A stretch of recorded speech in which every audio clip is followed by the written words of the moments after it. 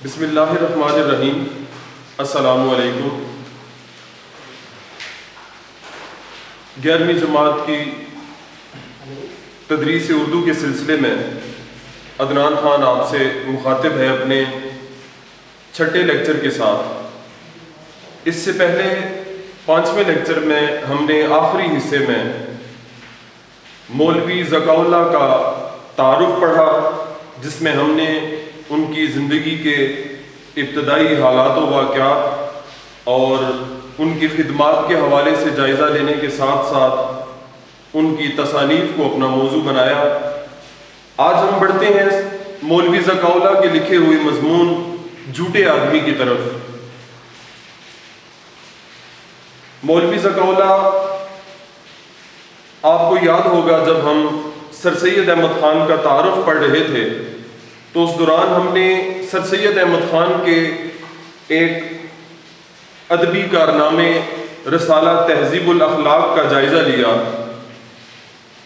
رسالہ تہذیب الاخلاق میں لکھنے والے جہاں اور بہت سارے نام ہیں، وہاں ایک نام مولوی ذکا اللہ کا بھی شامل ہے۔ جیسا کہ آپ کو پتہ ہے کہ رسالہ تہذیب الاخلاق کے اجراء کا بنیادی مقصد مسلمانوں کی اصلاح تھا اور عام مسلمانوں کی گھریلو زندگی اور عام زندگی کو متاثر کرنے اور اس کی اصلاح کے لیے رسالہ تہذیب الاخلاق کا اجراء ہوا۔ مولوی ذکا اللہ کے اس مضمون جھوٹے آدمی سے آپ اندازہ لگا سکتے ہیں کہ مولوی ذکا اللہ کی تحریر کا کیا مقصد ہے یا اس مضمون کا کیا مقصد ہے اور کیوں یہ مضمون لکھا گیا۔ ہم مضمون کی طرف بڑھتے ہیں۔ جھوٹے آدمی۔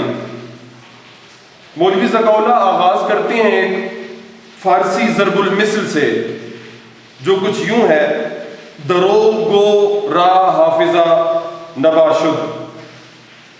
فارسی کی ایک ضرب المثل مشہور ہے: دروغ گو را حافظہ نباشد، جس کا مطلب یہ ہے کہ جھوٹ بولنے والے کا حافظہ نہیں ہوتا۔ یہ ضرب المثل ہے۔ یہاں یہ جان لینا ضروری ہے کہ ضرب المثل کسے کہا جاتا ہے۔ کسی کہاوت کے بار بار استعمال سے زبان زدے عام ہو جانے کا نام ضرب المثل ہے۔ اس کے پیچھے کوئی واقعہ ہوتا ہے اور جب کوئی دیکھنے والا اس کو دیکھتا ہے تو یک لخت اس کی زبان سے ایک جملہ ادا ہوتا ہے جو بعد میں بار بار اسی طرح کی صورتحال پر ادا ہونے سے زبان زدے عام ہو جاتا ہے اور ضرب المثل کی حیثیت اختیار کر لیتا ہے۔ تو یہ بھی ایک ضرب المثل ہے کہ جھوٹ بولنے والے کا حافظہ نہیں ہوتا۔ لیکن اس کے برعکس مولوی ذکا اللہ یہ کہتے ہیں کہ عقل یہ کہتی ہے کہ جب آدمی کا حافظہ اچھا نہ ہو تو وہ جھوٹ کا بنج بیوپار نہیں کر سکتا اور دروغ کو فروغ نہیں دے سکتا۔ بنج بیوپار کا مطلب ہوتا ہے کاروبار، لین دین۔ اب ایک طرف ضرب المثل تو یہ کہتی ہے کہ جھوٹ بولنے والے کا حافظہ نہیں ہوتا، لیکن عقل یہ کہتی ہے کہ حافظے کے بغیر جھوٹ کا کاروبار نہیں کیا جا سکتا اور جھوٹ کو فروغ نہیں دیا جا سکتا، جھوٹ کو آگے پھیلایا نہیں جا سکتا، اس کو ترقی نہیں دی جا سکتی، اس کو بڑھایا نہیں جا سکتا۔ اور مولوی ذکا اللہ یہ کہتے ہیں کہ خواہ اول صورت ہو کہ ہم اس ضرب المثل کے مطابق بات کریں یا دوسری صورت ہو کہ عقل کے مطابق حافظے کے بغیر جھوٹ کا کاروبار نہیں کیا جا سکتا، ان دونوں صورتوں میں حافظے اور جھوٹ کا آپس میں گہرا تعلق ہے۔ حافظہ ایسی قوت ہے جس کو افلاطون نے تمام قوائے عقلیہ کا دیوتا کہا ہے، یعنی تمام ملکات نفسانی کا رئیس ہے اور سب اس کے خادم ہیں۔ افلاطون کیا کہتے ہیں حافظہ کے بارے میں؟ افلاطون بنیادی طور پر ایک فلسفی ہے۔ افلاطون سقراط کے شاگرد اور ارسطو کے استاد ہیں۔ یہ تین نام بہت اہمیت کے حامل ہیں جو اکثر سننے میں آتے ہیں۔ تو تو یاد رہے افلاطون سقراط کے شاگرد اور ارسطو کے استاد تھے. ان کا کہنا یہ ہے، وہ یہ کہتے ہیں کہ حافظہ جو ہے یہ تمام قوائے عقلیہ کا دیوتا ہے. عقل کے ساتھ تعلق رکھنے والی جتنی قوتیں ہیں یا جو اعلیٰ قوتیں ہیں انسان کے اندر، ان سب کا دیوتا حافظہ ہے. یہی وجہ ہے کہ حافظہ تمام ملکات نفسانی کا رئیس ہے، سردار ہے، امیر ہے اور سب اس کے خادم ہیں.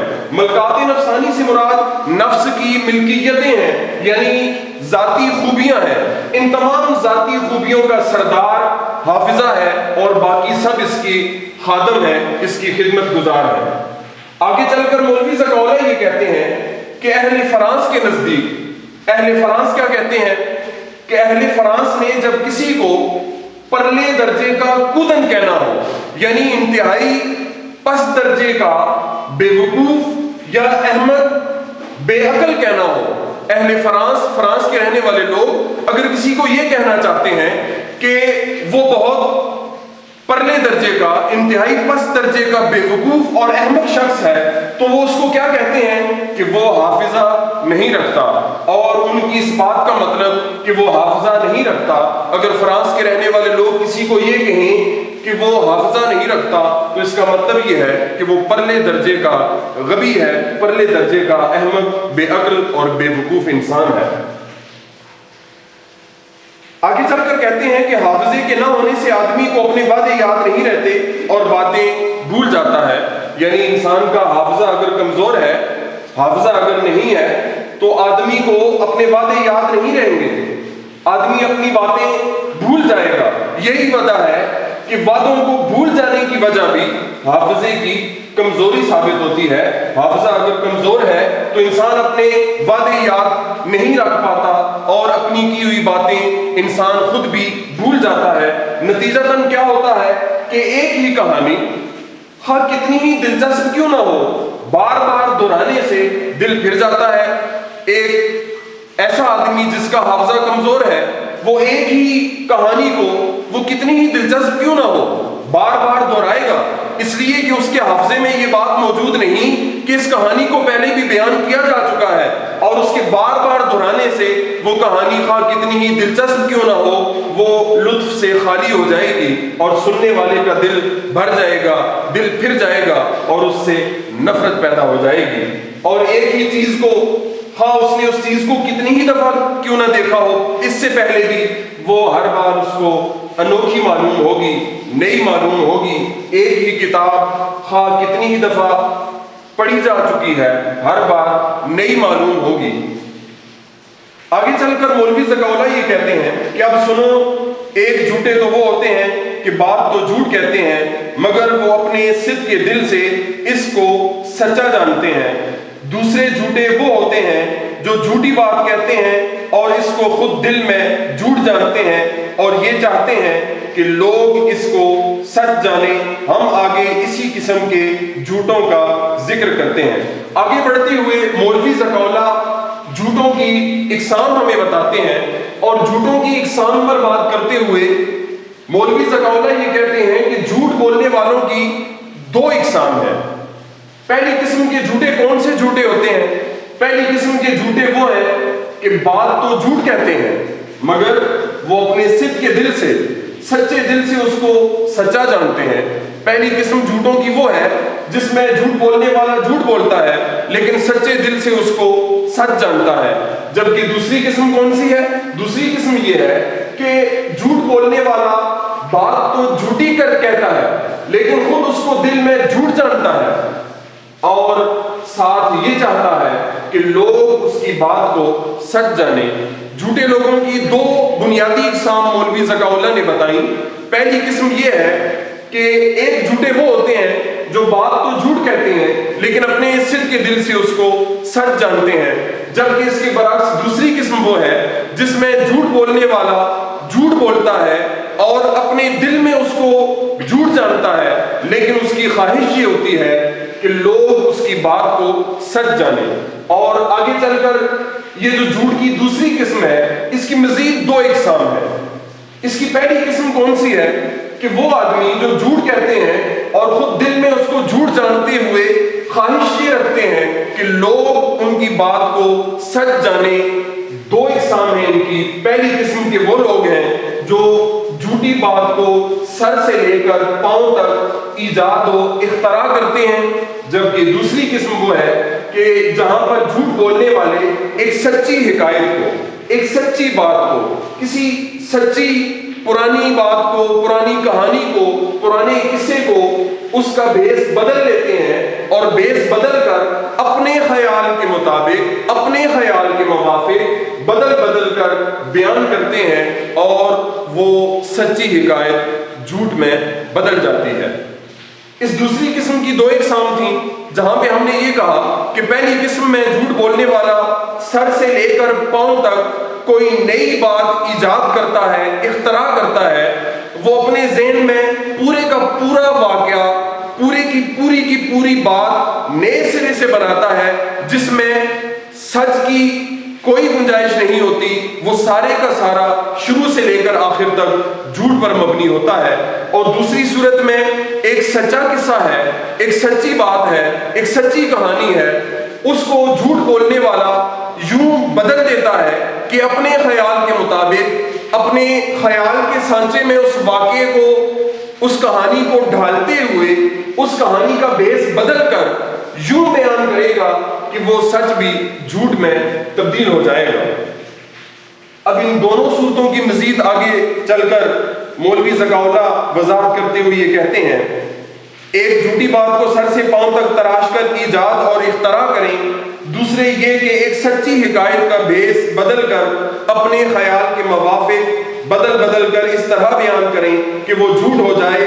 اس صورت میں مشکل ہے کہ ان کا جھوٹ چھپا رہے اور کسی نہ کسی دن ان کا بھانڈا پھوٹ جائے۔ بھانڈا پھوٹ جانے سے مراد یہ ہوتا ہے کہ حقیقت کا سامنے آ جانا، اصلیت کا سامنے آ جانا، راز کھل جانا۔ اس لیے کہ جنہوں نے سچی حکایت کو جھوٹ بنایا، یعنی جنہوں نے سچی بات کو جھوٹ بنایا، اس کی بنا، اس کی بنیاد راستی پر ہے، یعنی سچائی پر ہے، جس کا نقش اول، جس کا پہلا نقش، جس کی پہلی تصویر ان کے حافظے پر جمی ہے، اور جس کی بنیاد دل میں زیادہ مستحکم اور استوار ان کے اختراعی جھوٹ سے پڑی ہے۔ قاعدہ ہے، اصول ہے، قانون ہے کہ سچ کے برابر جھوٹ کی بنیاد مستحکم نہیں ہو سکتی۔ اس لیے ضروری ہے کہ ان کے دروغ میں راستی، یعنی ان کے جھوٹ میں سچائی اپنا فروغ دکھائے، اپنا کام دکھائے۔ جس سچ پر جھوٹا ملمہ چڑھایا، یعنی جھوٹا لباس پہنایا، اس کی کلی کھل جائے، اس کا راز فاش ہو جائے، اور وہی راستی، وہی سچائی جو ان کے دل کے اندر دوڑ رہی ہے، ان کے ذہن سے اس اختراعی جھوٹ کو بھلا دے۔ ایک صورت میں جہاں سچی حکایت کا بیس بدل کر ایک نئی بات بنا لی گئی تھی، اس میں یہ ڈر ہے کہ کسی نہ کسی دن ضرور بھانڈا پھوٹ جائے گا اور حقیقت سامنے آ جائے گی۔ اس کی وجہ کیا ہے کہ اس واقعے کی بنیاد راستی پر ہے، یعنی کوئی سچی بات بنیاد میں موجود تھی، جس کا بھیس بدل کر اس کو جھوٹ بنا دیا گیا، اور اس سچی بات کا نقش اول، پہلا نقش اس جھوٹ بولنے والے کے حافظے پر جمع ہوا ہے، لیکن سچ کے برابر جھوٹ کی بنیاد مستحکم نہیں ہوتی۔ سچ کی بنیادیں جس قدر مضبوط ہوتی ہیں، اس قدر مضبوطی جھوٹ کو حاصل نہیں ہو سکتی۔ اس قدر جھوٹ کی بنیاد مستحکم یعنی مضبوط نہیں ہو سکتی۔ وہ سچ جس پر انہوں نے جھوٹ کا لباس اس کو پہنایا تھا، وہ ان کے دل میں سچ ہمیشہ دوڑ رہا ہے۔ ایسا نہ ہو کہ وہ جھوٹ ان کے ذہن سے نکل جائے جس کو انہوں نے خود اختراع کیا تھا، اور نتیجہ کیا سامنے آئے گا؟ ایک نہ ایک دن ان کی کلی کھل جائے گی، ان کا راز فاش ہو جائے گا۔ یعنی اس صورت میں بھی سچ کبھی چھپ نہیں سکتا، وہ ہمیشہ سامنے آتا ہے۔ اب دوسری صورت میں جہاں ایک سچی بات جو دل پر منقش نہیں تھی، یہاں تو کیا ہوا؟ سر سے لے کر پاؤں تک ایک نیا واقعہ، ایک نیا جھوٹ ایجاد کیا گیا، اختراع کیا گیا۔ یہاں سچی بات دل پر منقش نہیں ہوتی کہ جس سے جنگ زرگری کرے، دکھاوے کی جنگ کرے۔ وہاں تو اس صورت میں ایک سچ بنیادی طور پر موجود تھا، اس کو جھوٹ کا لباس پہنا دیا گیا۔ یہاں سر سے لے کر پاؤں تک ساری کی ساری بات جھوٹ پر مبنی ہے۔ یہاں جنگ زرگری جنگ کی، دکھاوے کی جنگ کی، دولت کی جنگ کی ضرورت نہیں، اور یہاں جھوٹ کے پکڑے جانے کا خوف نسبتاً کم ہے، لیکن یہ اندیشہ ضرور ہے کہ وہ جھوٹ جس کا پتلا جھوٹ بولنے والے نے اپنے ذہن میں بنا لیا، اگر اس پتلے کی ترکیب خوب ذہن میں جانشین نہ ہوئی اور وہ ذہن سے اتر گئی، تو اندیشہ ہے کہ اس صورت میں بھی کلی کھل جائے گی۔ کلی کھل جانا محاورہ ہوتا ہے، اس کا مطلب یہ ہے کہ راز فاش ہو جائے گا، حقیقت سامنے آ جائے گی، اصلیت سامنے آ جائے گی۔ مولوی ذکاء اللہ نے جھوٹ بولنے والوں کی دو اقسام کا ذکر کیا۔ سب سے پہلی قسم یہ تھی کہ جس میں ایک جھوٹ بولنے والا جھوٹ بولتا ہے مگر صدق کے دل سے اس کو سچ جانتا ہے، اور دوسری قسم میں جھوٹ بولنے والا جھوٹ بولتا ہے لیکن اپنے صدق کے دل سے اس کو جھوٹ جانتے ہوئے خواہش یہ کرتا ہے کہ لوگ اس کی بات کو سچ جانیں۔ اور اس دوسری قسم کی مزید دو اقسام ہیں۔ پہلی قسم میں جھوٹ بولنے والا سر سے لے کر پاؤں تک نئی بات ایجاد کرتا ہے، اختراع کرتا ہے، جبکہ دوسری قسم میں جھوٹ بولنے والا کسی سچی بات کو اس طرح بیان کرتا ہے کہ اپنے خیال کے مطابق اس کا بھیس بدل دیتا ہے اور اسی بات کو بدل بدل کر بیان کرتا رہتا ہے۔ لیکن مولوی ذکاء اللہ کے نزدیک ان دونوں صورتوں میں سر سے لے کر پاؤں تک نئی بات اختراع کی جائے جو جھوٹ پر مبنی ہو، یا کسی سچی بات کا بیس بدل کر اس کو بیان کیا جائے، دونوں صورتوں میں اس بات کی گنجائش ہر صورت میں موجود ہے کہ ایک نہ ایک دن ان کا جھوٹ پکڑا جائے گا اور حقیقت سامنے آ جائے گی، اصلیت سامنے آ جائے گی۔ یہی وجہ ہے کہ کہا جاتا ہے جھوٹ کے پاؤں نہیں ہوتے، جھوٹ کسی بھی صورت بھاگ نہیں سکتا، ایک نہ ایک دن جھوٹ سامنے آ جاتا ہے اور